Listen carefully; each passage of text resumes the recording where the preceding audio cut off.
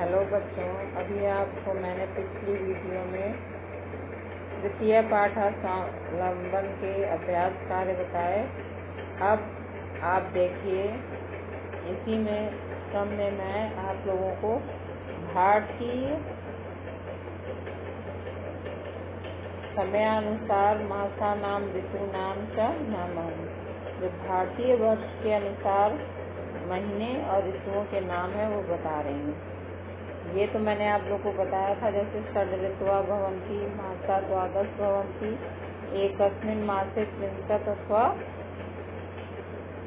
एकत्रिंशत् दिवसा भवति, और फरवरी मासे सामान्यतः अष्टविंशति दिनानि भवन्ति, मम शरीरे 72। अब देखिए, भारतीय वर्ष अनुसार कैसे महीने होते हैं।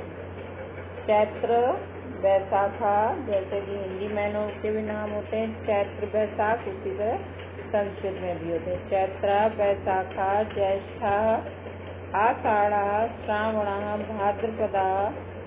तो चैत्र बैसाख में कौन सी ऋतु होती है बच्चों? बसंत ऋतु, जब बसंत पंचमी भी आती है, यानी जो फरवरी का महीना होता है। चैत्र महीना अप्रैल के महीने में भी आता है। वैसे चैत्र बैसाख जो है, यहाँ पर बसंत ऋतु होती है, फरवरी से स्टार्ट हो जाती है बसंत ऋतु और अप्रैल महीने तक लगभग रहती है। तो ये चैत्र बैसाख के महीने होते हैं, उस समय बसंत ऋतु होती है। ज्येष्ठा, आषाढ़ा, ज्येष्ठ और आषाढ़ ये जो है ये मई जून के महीने होते हैं। जुलाई का महीना तब ग्रीष्म ऋतु पाई जाती है, जैसे मई से जुलाई तक, तो वो महीने होते हैं। श्रावण अगस्त का महीना होता है, भाद्रपद सितंबर, अगस्त सितंबर में ये महीने पड़ते हैं। यहाँ पर वर्षा ऋतु होती है। आश्विन अक्टूबर का महीना, कार्तिक नवंबर का महीना, जब शरद ऋतु होती है, यानी हल्की ठंड पड़ती है। उसके बाद मार्गशीर्ष को माघ महीना भी कहते हैं, पौष को पूष भी कहते हैं, और उस समय बहुत ठंड पड़ती है, तो ये हेमंत ऋतु होती है। और उसके बाद थोड़ी ठंड में कमी आती है माघ के महीने में और फागुन में, तो ये शिशिर ऋतु होती है। शरद और शिशिर ऋतु जो होती है हमारी एक समान होती है। तो बच्चों, ये संस्कृत के 12 महीने हैं, जिन्हें आप अच्छी तरह याद कर लीजिएगा। और ये 6 ऋतुएं हैं जो आपने अभी यहाँ पढ़ा, षड् ऋतवः भवन्ति, तो उसमें ये 6 ऋतुएं होती हैं, बसंत, ग्रीष्म, वर्षा, शरद, हेमंत और शिशिर। तो इसको संस्कृत में कहते हैं वसंतः, ग्रीष्मा, वर्षा, शरद, हेमंत, शिशिरा। तो बच्चों, अब हम आगे जो है प्रथमा पाठा सुभाषितानि के श्लोकों का पुनर्अभ्यास करेंगे बच्चों। हेलो बच्चों, आप लोग ने 6th में भी जैसे अपठित श्लोक भी आपके आए थे और एक बार पठित आए थे, तो इस तरीके से आपके एग्जाम में अपठित भी आ सकते हैं जो न पढ़े हुए हों, और पठित भी आ सकते हैं। तो पठित के लिए हम पहले देख लेते हैं 2 श्लोक, और उसके आधार पर प्रश्नों के आप लोगों को मैं उत्तर बताऊंगी। तो पहले देख लीजिए बच्चों, जो है पहला श्लोक है, पृथिव्यामि त्रीणि रत्नानि जलम अन्नम सुभाषितम्। पृथिव्यामि त्रीणि रत्नानि जलम अन्नम सुभाषितम्, मूढ़ैः पाषाणखण्डेषु रत्न संज्ञा विधीयते। तो बच्चों, इसका हिंदी अनुवाद समझते हैं। पृथिव्यामि त्रीणि रत्नानि, इसका मतलब है कि पृथ्वी पर केवल 3 ही रत्न हैं। कौन कौन से? जलम, अन्नम, सुभाषितम। जल, अन्न और सुंदर वचन।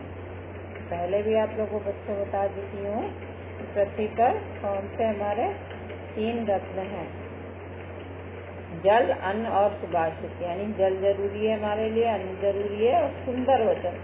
व्यवहार बनाए रखने के लिए हमें क्या जरूरी है बच्चों?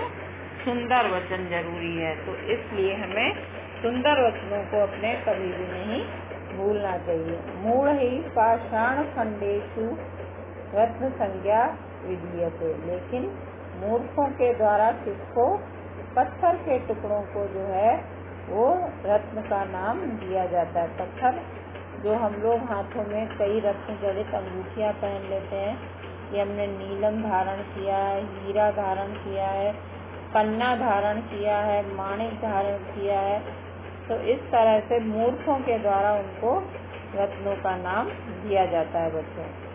लेकिन पृथ्वी पर 3 ही अनमोल रत्न हैं, जल, अन्न और सुंदर वचन। दूसरा श्लोक देखिए बच्चों, सत्येन धारते पृथ्वी, सत्य से पृथ्वी धारण की जाती है। सत्येन तपते रवि, सत्य से ही सूर्य तपता है। सत्येन वाति वायुश्च, सत्य से ही हवा बहती है। सर्वम सत्ये प्रतिष्ठितम्, सब कुछ सत्य में ही प्रतिष्ठित है। तो बच्चों सर्वम सत्येन धारते पृथ्वी, सत्य से ही पृथ्वी धारण की जाती है। सत्य से ही सूर्य तपता है, सत्य से ही हवा बहती है और सब कुछ सत्य में ही स्थित है, निहित है। यानी ये सारा संसार जो है वो सत्य पर ही आधारित है बच्चों। तो अब इसके आधार पर कुछ प्रश्न है जिसे आप समझेंगे और उनके उत्तर स्वयं लिखेंगे।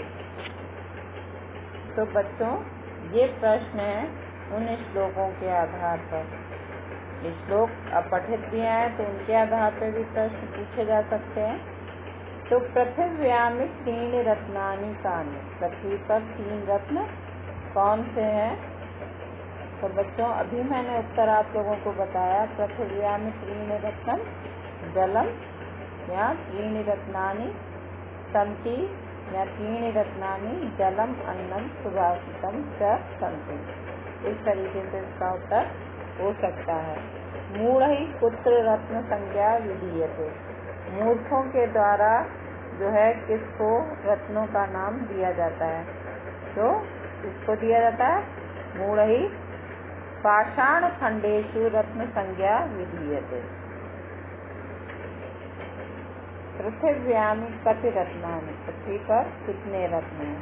तो इसका उत्तर होगा बच्चों पृथिव्याम 3 रत्नानि।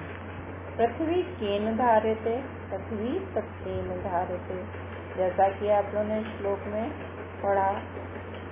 कह सत्येन तपते, कौन सत्य से तपता है? रवि सत्येन तपते। वायु केन वहति, वायु सत्येन वहति। या ऐसे भी प्रश्न पूछा जा सकता है, कह सत्येन वहति, तो वायु इसका उत्तर हो जाएगा। सर्वम कुत्र प्रतिष्ठितम, सब कुछ किसमें प्रतिष्ठित है, किसमें निहित है? सर्वम सत्ये निहितम या प्रतिष्ठितम। तो बच्चों इस तरीके से प्रश्न जो हैं आपसे पूछे जा सकते हैं, जिसके उत्तर आपको स्वयं लिखने हैं। अगली वीडियो में मैं अपठित श्लोक, जो न पढ़े हुए श्लोक हैं, वैसे तो आप लोगों ने किसमें कर ही चुके हैं, फिर भी मैं एक बार आपको एक्सप्लेन करूंगी अगली वीडियो में। इसके बाद भी बच्चों आपको नहीं समझ में आया हो तो आप मुझसे पूछ सकते हैं। कोई भी परेशानी हो तो आप पुनः समझ सकते हैं।